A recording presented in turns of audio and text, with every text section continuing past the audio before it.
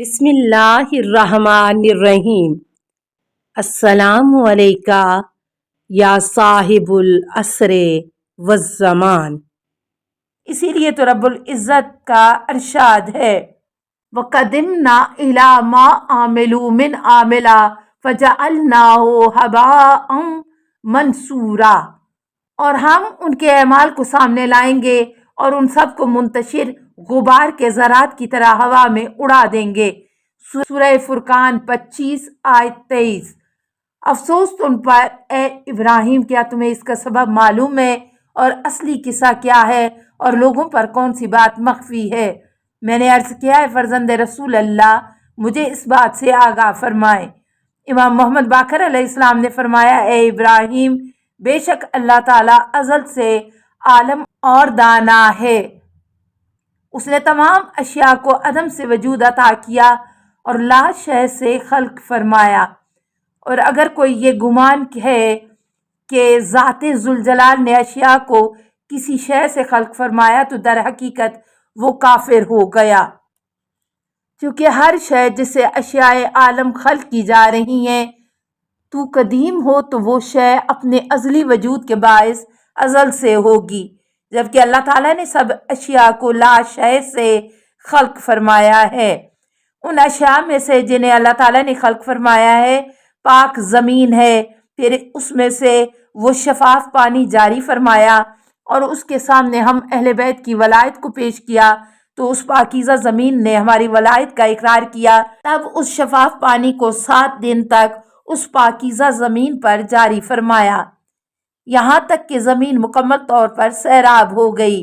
اور اس کا پانی خشک ہوا تو اس سے خالص مٹی کو لیا اور ائمہ علیہ السلام کی تعنیت اسی مٹی سے قرار دی، تب اس باقی ماندہ مٹی سے ہمارے شیوں کو خلق فرمایا۔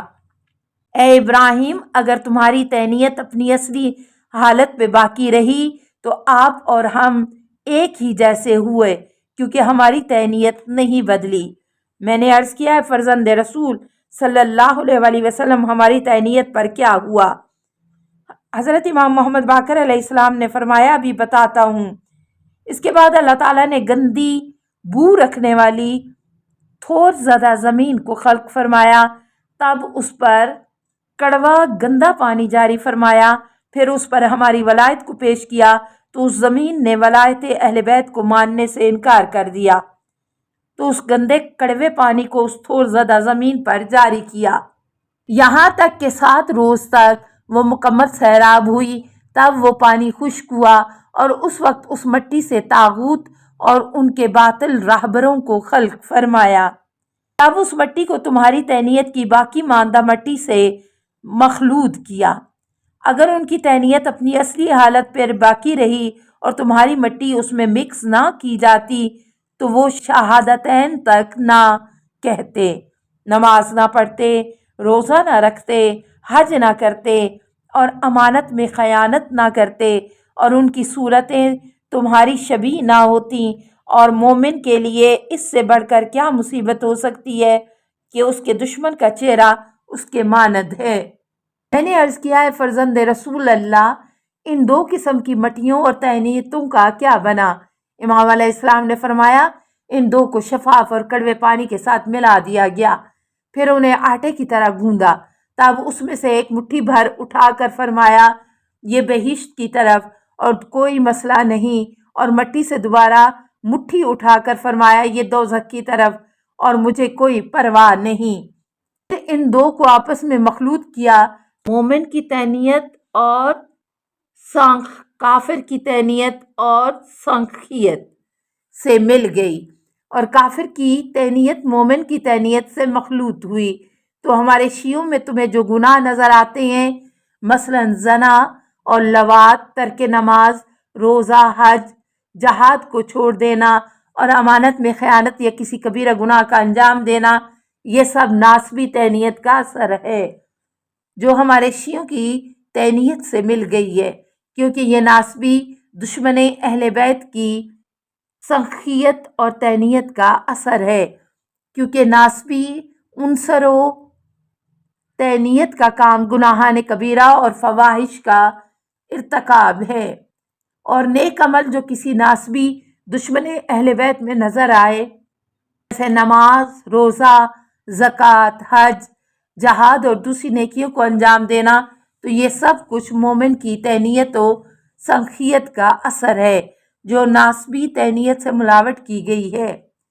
کیونکہ یہ نیک اعمال مومن کی فطرت ہیں، اور مومن کی فطرت نیکیوں کو انجام دینا اور گناہوں سے دوری اختیار کرنا ہے۔ جس وقت یہ سارے اعمال اللہ تعالیٰ کے حضور پیش کیے جاتے ہیں تو ارشاد خداوندی ہوتا ہے، میں عادل خدا ہوں اور کسی پر ستم نہیں کرتا، اور ایسا منصف ہوں جو کسی کے ساتھ ظالمانہ سلوک نہیں کرتا، اور ایسا حاکم ہوں جو اپنے حکم میں ستم نہیں کرتا۔ وہ برے اعمال جو کسی مومن نے انجام دیے ہیں وہ ناسبی دشمن اہل بیت کی طینیت اور سخت سے ملحق کرو، اور جو نیک عمل جو ناسبی نے انجام دیے ہیں وہ مومن طینیت اور سخت کے ساتھ متصل کیے جائیں، اور ہر ایک کو اپنے اصل کی جانب واپس لاؤ، کیونکہ میں واحد لا شریک ہوں، میں ظاہر و باطن سے واقف ہوں، اور میں اپنے بندوں کے دلوں کا راز جانتا ہوں، اور ان پر ہرگز ظلم و ستم نہیں کرتا، اور کسی کو جبراً کسی کام پر مجبور نہیں کرتا، سوائے یہ کہ اس کی خلقت سے قبل اس سے واقف ہوں۔ اس وقت امام محمد باقر علیہ السلام نے فرمایا، اے ابراہیم، یہ آیت کریمہ دیکھو۔ میں نے عرض کیا، اے فرزند رسول صلی اللہ علیہ وسلم، کون سی آیت کریمہ پڑھوں؟ امام علیہ السلام نے ارشاد فرمایا، پروردگار عالم کا یہ ارشاد پاک ہے کہ کہنے لگا، خدا کی پناہ، ہم نے جس کے پاس اپنی دولت کو دیکھا ہے اس کے علاوہ کسی سے مطالبہ کریں، ایسی صورت میں ہم ستم گروں میں سے ہوں گے۔ اس آیت کریمہ کا ظاہری مفہوم وہی ہے جو آپ سمجھ رہے ہیں، خدا کی قسم، لیکن اس کی باطنی تفسیر وہ ہے جو میں نے بیان کر دی ہے۔ اے ابراہیم، قرآن کریم کے لیے ظاہر و باطن، محکم و متشابہ اور ناسخ و منسوخ ہے۔ پھر ارشاد فرمایا، اے ابراہیم، مجھے بتاؤ، جس وقت سورج طلوع ہوتا ہے اور اس کی شعاع اور روشنی پوری دنیا میں پھیل جاتی ہے تو کیا اس کی روشنی سورج سے جدا ہوتی ہے؟ میں نے عرض کیا، طلوع کے وقت جدا ہوتی ہے۔ امام علیہ السلام نے فرمایا کہ کیا جس وقت سورج غروب ہوتا ہے تو یہ شعاع سورج سے متصل نہیں ہو جاتی تاکہ اس کی طرف پلٹ آئے؟ میں نے عرض کیا، جی ہاں۔ امام علیہ السلام نے فرمایا، اس طرح ہر شے اپنے اصل جوہر اور سنخ کی طرف پلٹ آتی ہے۔ قیامت کے دن اللہ تعالیٰ ناسبی کی طینیت و سنخیت کے پیش نظر مومن کے گناہ اور وبال کو ناسبی کے کھاتے میں ڈال دے گا، اور مومن کی طینیت اور سخت سنخیت کے باعث ناسبی کے تمام نیک اعمال اور اچھائیوں کو مومن کے کھاتے میں ڈال دے گا۔ کیا تمہیں اس حکم میں کوئی ناانصافی یا ظلم نظر آ رہا ہے؟ میں نے عرض کیا، نہیں، اے فرزند رسول صلی اللہ علیہ وآلہ وسلم۔ امام علیہ السلام نے فرمایا، خدا کی قسم، یہ قطعی حکم ناقابل تردید فیصلہ اور واضح انصاف ہے۔ کسی کو پروردگار عالم کے کام میں اعتراض کا حق نہیں، جبکہ لوگوں کے کام پر اعتراض ہو سکتا ہے۔ السلام علیکہ یا صاحب العصر والزمان، الامان الامان الامان من فتن الزمان،